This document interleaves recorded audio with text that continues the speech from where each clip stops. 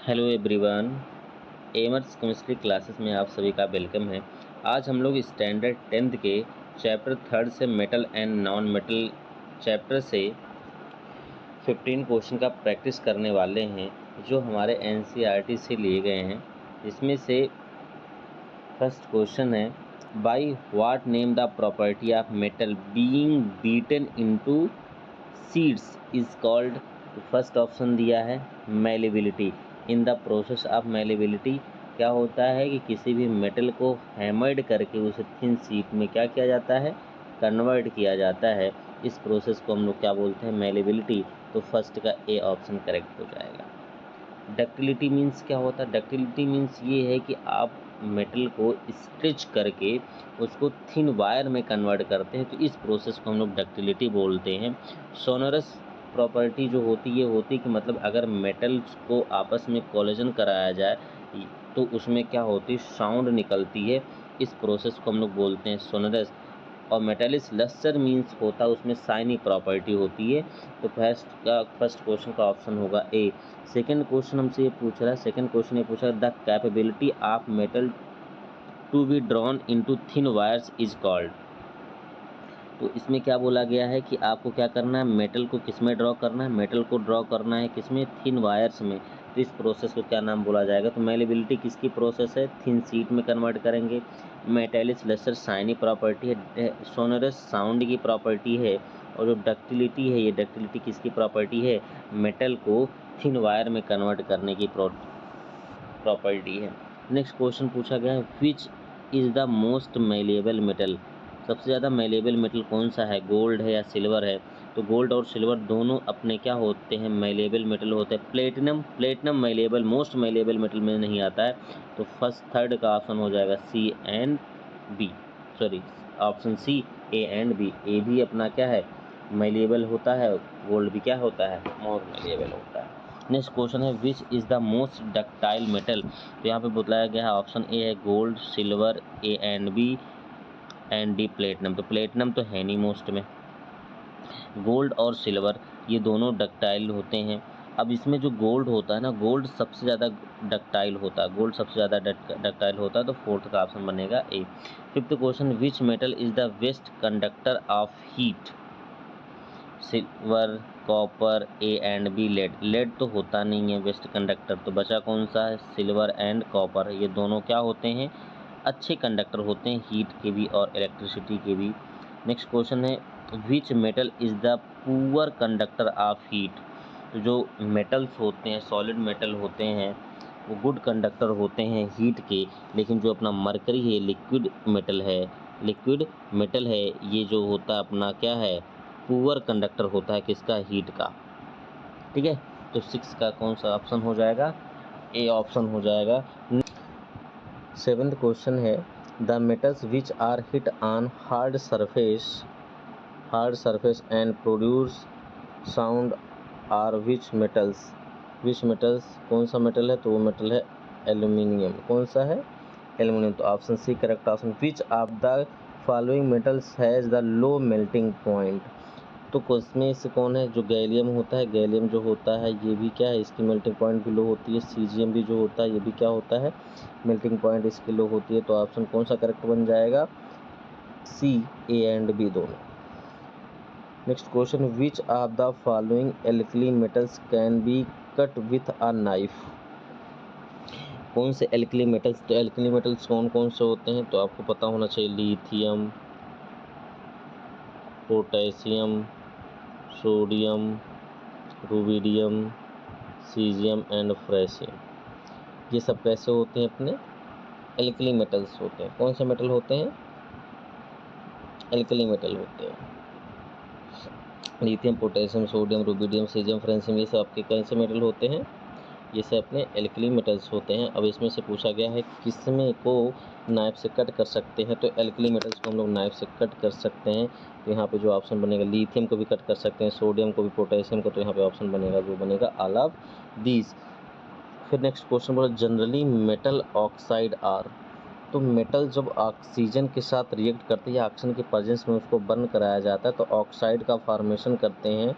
और मेटल्स के ऑक्साइड जो होते हैं वो बेसिक इन नेचर होंगे। कैसे होंगे?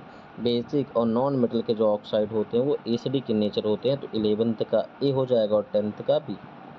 नेक्स्ट क्वेश्चन है which metal is kept impressed in kerosene to make it protected and prevent fire.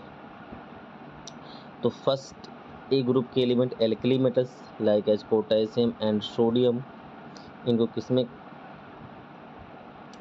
Store किया जाता है? तो किसमें स्टोर करते हैं? कैरोसिन में। तो ऑप्शन कौन सा हो जाएगा?